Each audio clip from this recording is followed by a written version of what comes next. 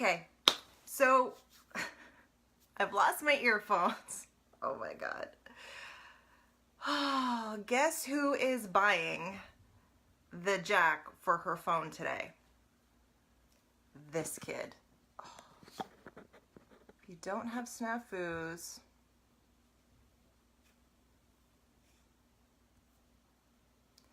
if you don't have snafus,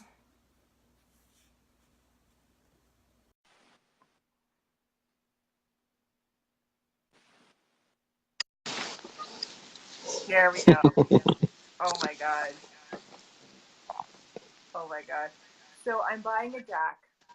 Mm. I'm buying the jack because I didn't listen.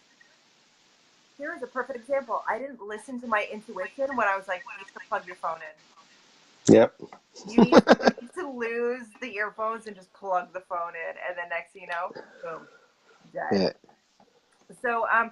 So where were we? We were talking about your sunglasses and your eyes, because we'll just figure out how to splice this together for you. Yeah. Yeah. So, I mean, the headphones was one thing.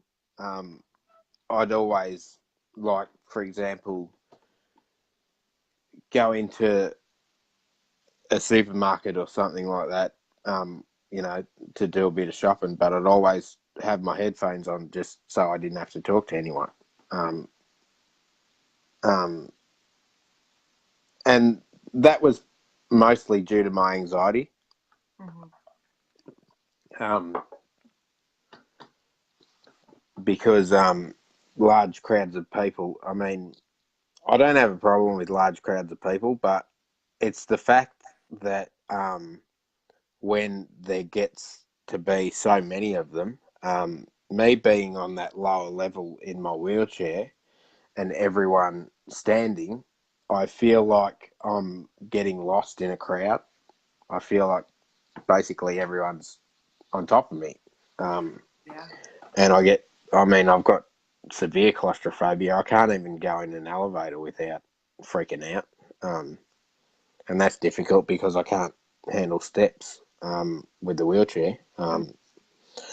So, I mean, that is another situation where I just, for the, 5 seconds it takes to go up an elevator, I just have to put my headphones on and meditate for, even if it's just 5 seconds.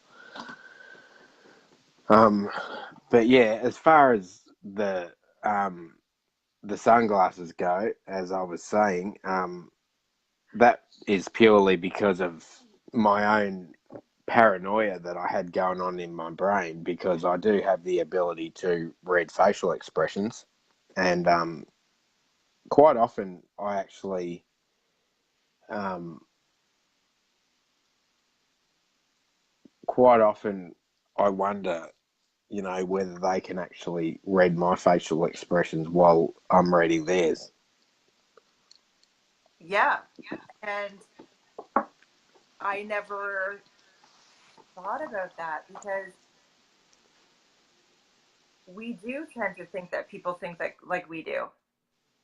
Yeah. And Um, even thinking that's a whole other thing, because I'm sure many people have, like, you been sitting in a room full of people and you're like, oh shit, this is a weird thought.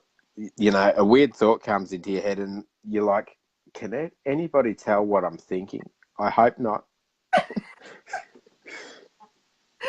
right? And then there's maybe one person in the room who can read thoughts. So, Yeah.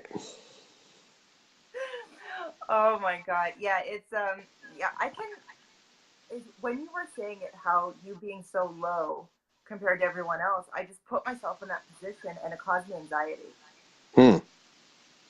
to to have because I get very uncomfortable if I'm sitting and other people are standing. I tell them to sit or I stand. Yeah. You don't have that luxury. Well, see, this is where it gets difficult, because um, I usually, like, if I come down to their level, like, say, if someone else is sitting and I can come down to their level, that's cool. But um, to me, I mean, I know people are only just trying to be considerate of some sort, but I can sometimes take someone kneeling, if they're kneeling down to talk to me, I can sometimes take that as them being a little bit condescending. Um, and that's just me. I mean, I don't know about other people that are in wheelchairs, but um, I think, although, like double-edged sword again, although it can be um, a considerate thing, it can actually sometimes come across as quite rude as well. Yeah. Yeah, it's a tough one. Yeah. That is definitely a tough one. So many other thoughts to think of when, we take our legs for granted. We take our arms for granted. Yeah. We when we lose,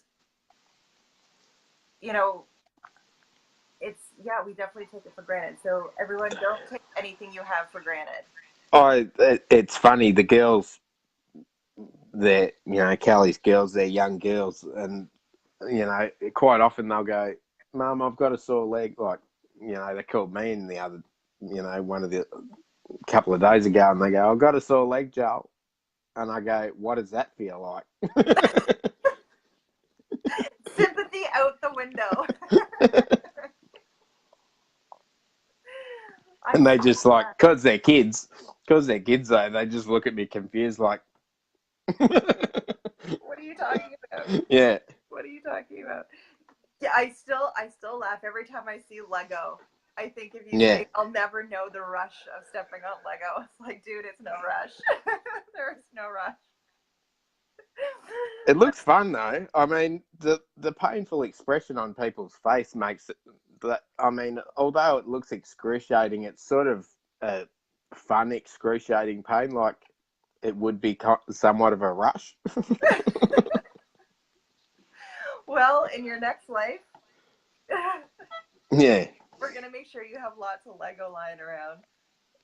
Well, I'm sure, and uh, knock on wood, if I go to hell, there'll be plenty of Lego.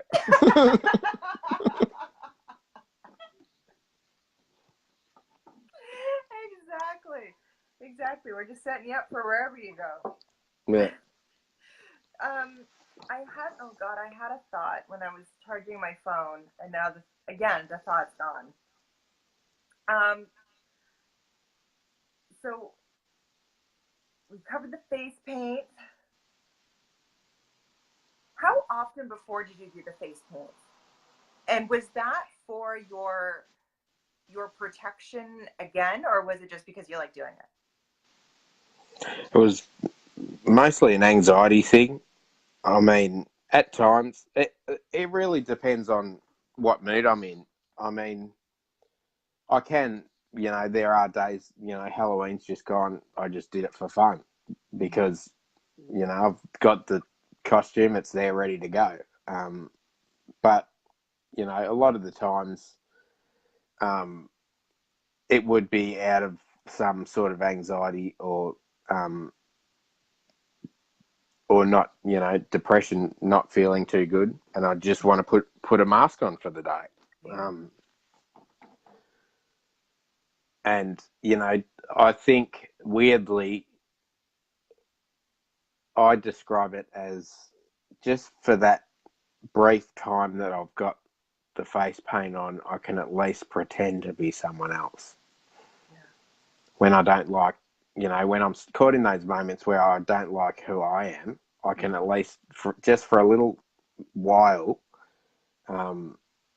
give myself a rest and pretend to be someone else. Yes. And I resonate with that a lot. And not only that, I've always said, like, with the villains more than the superheroes, I can actually empathize a lot more with them than the superheroes, because, I mean, Batman's all good and well, but, you know, he's got millions of dollars. He can make gadgets up the wazoo, you know, whenever he wants. He's got it made. But the villains, they're basically just doing it like the rest of us. They're caught in the everyday struggles, and, you know, life's knocked them down a peg, you know, maybe one too many times. Mm-hmm. And they're just trying to survive, basically. Yeah. And I agree. I sympathize. I sympathize, you know, because there's something that happened that, you know, we like to think that people are not born horrible. We like to think that we, you know, it's life has not making, I'm never going to make an excuse for someone who does shitty things ever. But something happened. Something happened along the way, and it's sad. Yeah. I mean, there's the Joker quote, which I think is perfect,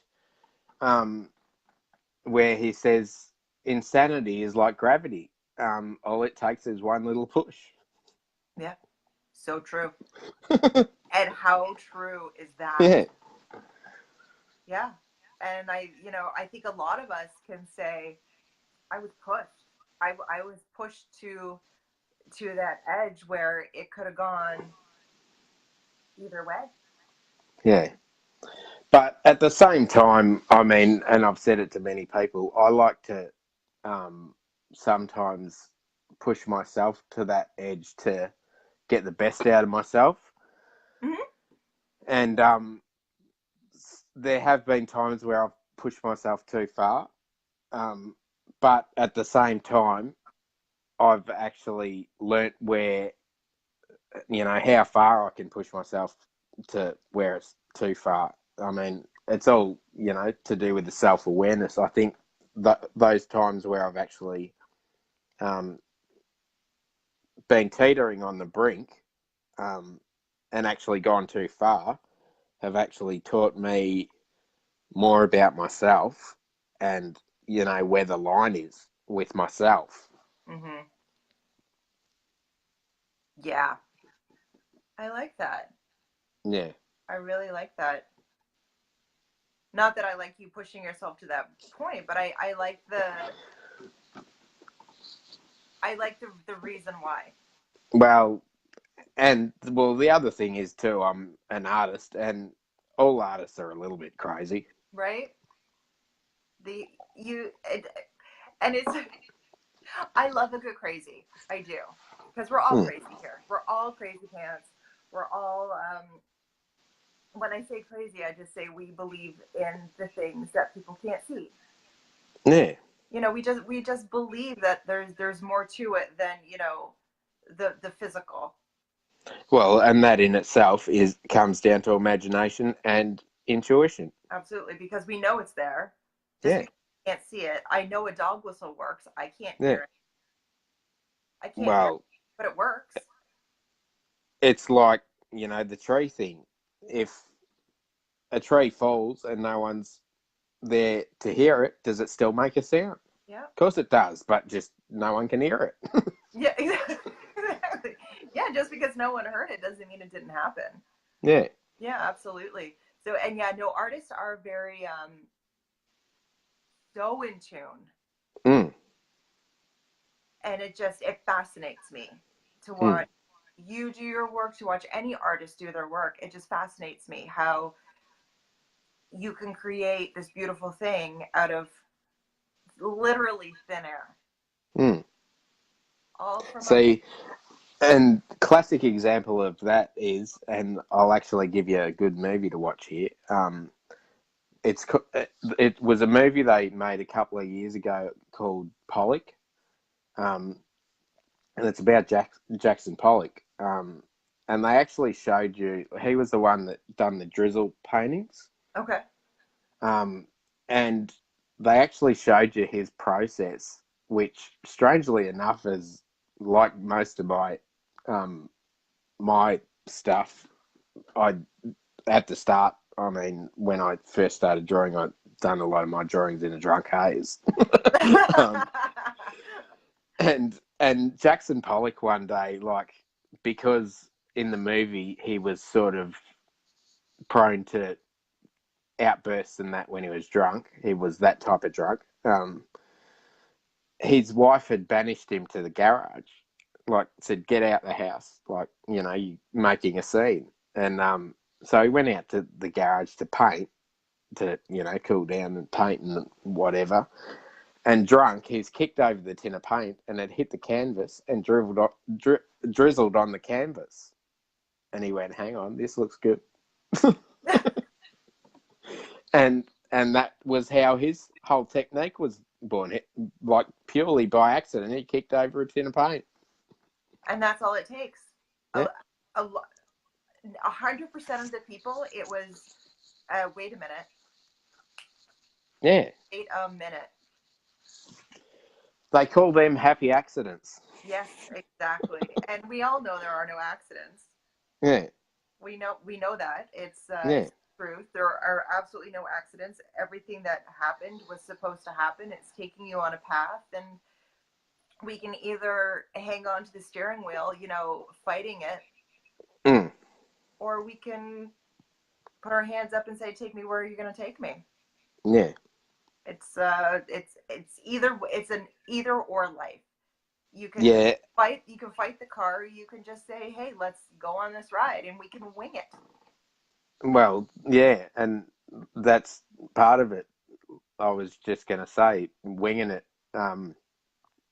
basically, you know, with that whole thing is us putting our hands up saying, I'm relinquishing all power I have. Do what you got to do, universe. Just get me there. Yeah. Yeah. And that's just it. Trusting that whatever comes is meant for us. Yeah. Because there's been a few times where I've said, hey, you know what, universe, if I'm on the right path, show me a sign. And something will come, and it's like a gift from the gods. And it literally is. It was your gift from the universe to say, yes, you're on the right path. So it's a trust situation, and just trusting the fact that you're going to be okay. And I think a lot of people that are still in that struggle mode, and I'm speaking from personal experience, is that I didn't trust what was going on, and I didn't believe that there was anything higher than this plane, and, you know, I thought it was pointless. Like I questioned, what is the point? I'm gonna come here. And I think a lot of people that have gone through those type of experiences do have those questions, because, you know, maybe someone else for so long has, you know, basically made believe their way of things. And when you're in a shitty situation like that, you lose yourself. And with that, you lose your intuition, you lose, you know, your ability to think, because you're just doing basically what you're told. And, you know, that is a sad thing in itself. And with that, when we do get out of those situations, it requires a little bit of reprogramming on our part. And that in itself, I mean, you know, like the whole detox thing with me, that was a whole new learning curve. I was drinking probably four days out of the week for over 10 years. So, I mean, it was a whole new thing. I had to learn how to be sober. I actually said to someone through the whole thing, I turned on the music one day and I actually said to one of my friends, I actually forgot what it was like to listen to music sober. Wow. And yeah, so I mean, it's a whole new rewiring of our thoughts and everything that we're got to do. But that sort of, I think, has to come from us in the beginning. We have to want to do it and almost build up our inner strength to be able to get ourselves to the point where we actually say, yes, I can do this. Mm-hmm. Yeah, So, yeah. and that's it. It's the want, it's the desire, and the belief. That's all we need. Yeah. Desire and belief. And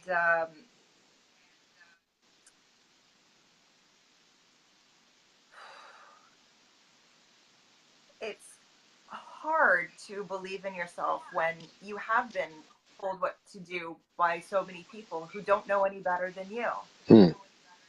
Like Yeah. only we know what's good for us. So to come out of this Yeah. and we're saying, "Hey, just trust yourself." You're like, it's like a kid in the candy store all of a sudden, and you don't know what to Yeah. do with yourself. Like I still Yeah. some days find myself in a roundabout way asking permission. Yeah. Like I won't flat out come out and say it, but I will word it in a way that I'm almost getting permission to do something, for Yeah. my life. Yeah. What is that? Like what, but that's just old conditioning. That's Yeah. old programming that at least I'm aware of. When I'm doing it, I'm like, I'm asking for permission right now. And this person, Well, yeah, and as I said, it's comes down to the self-awareness of it too. So you know, beginning is you're aware of what you're dealing with yourself.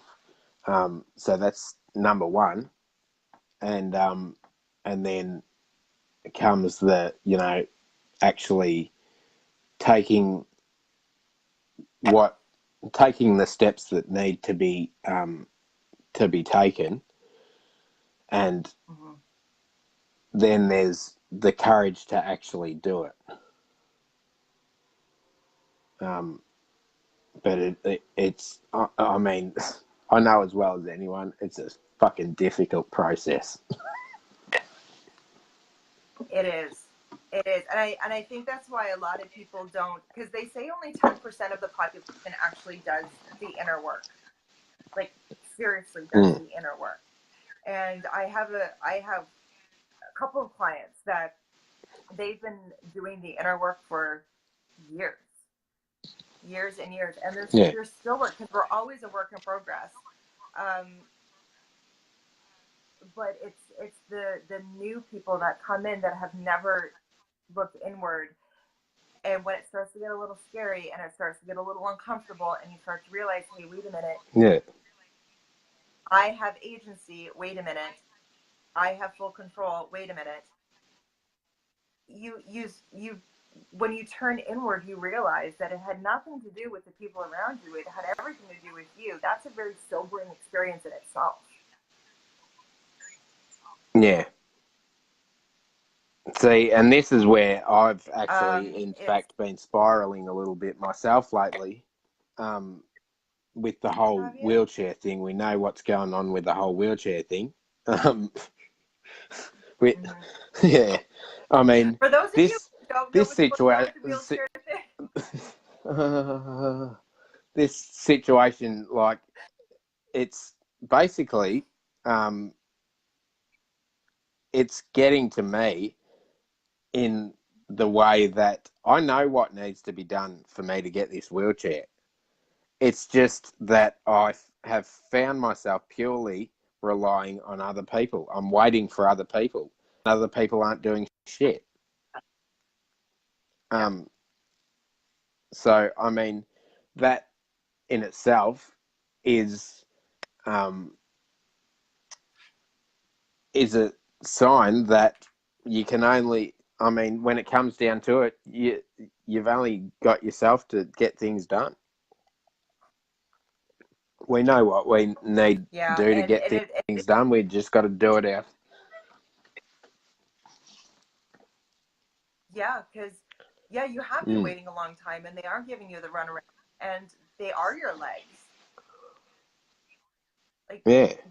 It's just I can't imagine the frustration on your end, and the lies and the this and the that, and you're like, oh my god, like, are you kidding me? Like, is it going to be till January that I don't get my new legs and all of these things? I can see how your frustration. So how are you going to get your chair? What I needs to be did done by tell them Joel? that once I do get, I did tell them in a very strong tone of voice that once I do get the wheelchair, someone will be getting run down with it.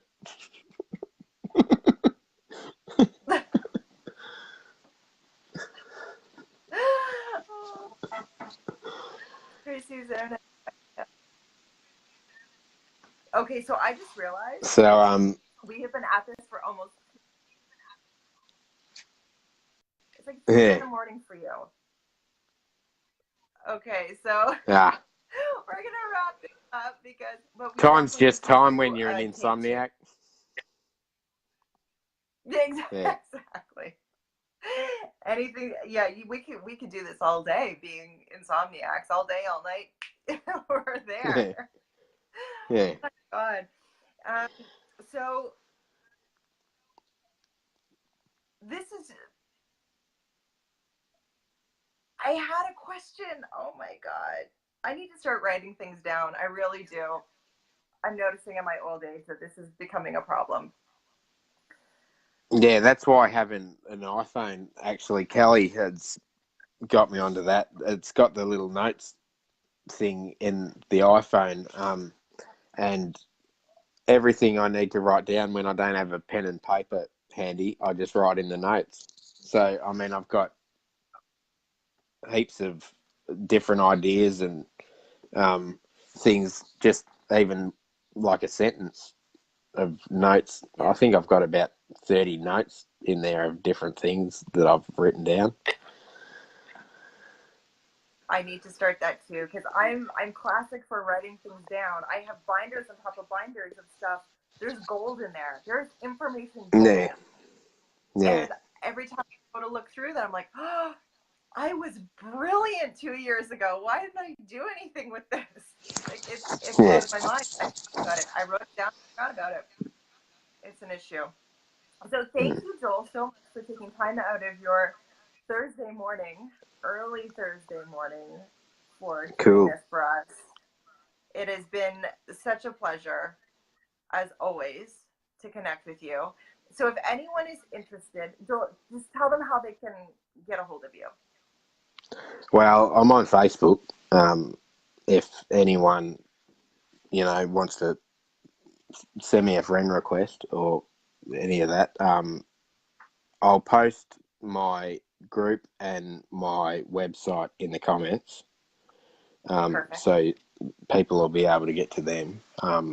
And I mean, I haven't launched my course yet, but I've still got to do a couple of videos there. But I'm looking to do that soon. And so, I mean, life's going exactly the way I planned at the moment.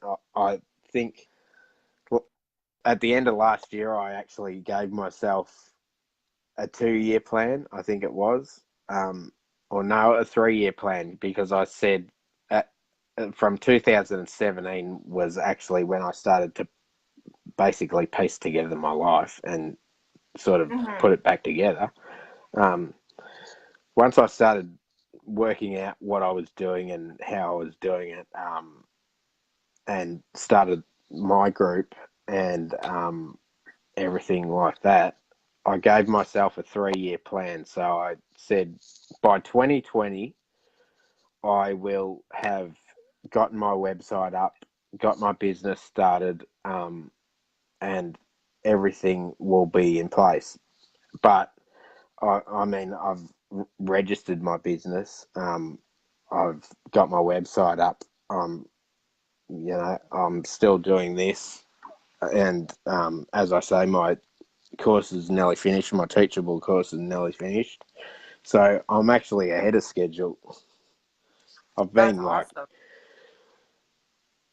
basically, I mean, it sounds bad because I can't, but I've been running towards the finish line. Run, Jolie, run.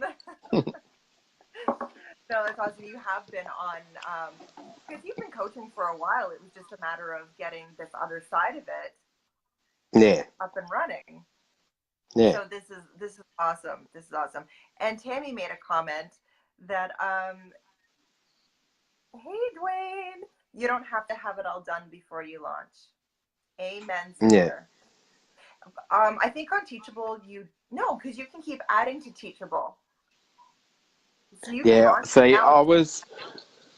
I think with Teachable, where I was getting stuck was they wanted a website to link it to or something like that. I don't know whether it's different in different places, Did I? but I don't know. I don't know. I didn't look up. Like every time I went to like basically set up my Teachable page in general, it said that I needed a website or something to link it to. So, Oh, I mean, that was, okay. yeah. And it kind of comes in handy because that way, with it linked to the Teachable, I can post the courses on my website and all that. And then people can either go to my Teachable or the website. Mm-hmm. No, that's awesome. So let us know when you have that all up and running. Yeah. And we'll put all the links for YouTube. We'll put all the links for Joel and myself all in the notes. And yeah, thank you so much, Joel. This has been an absolute honor and a pleasure. And thank you for being you.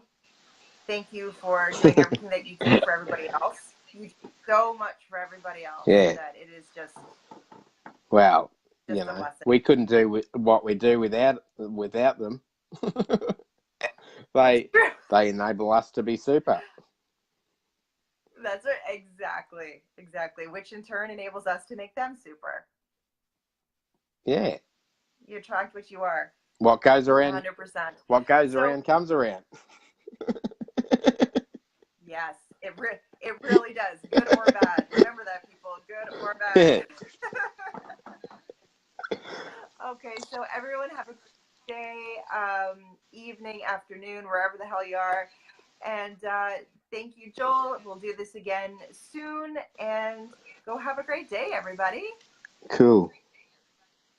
No worries. All right, we'll talk to you soon. Okay, bye. Bye.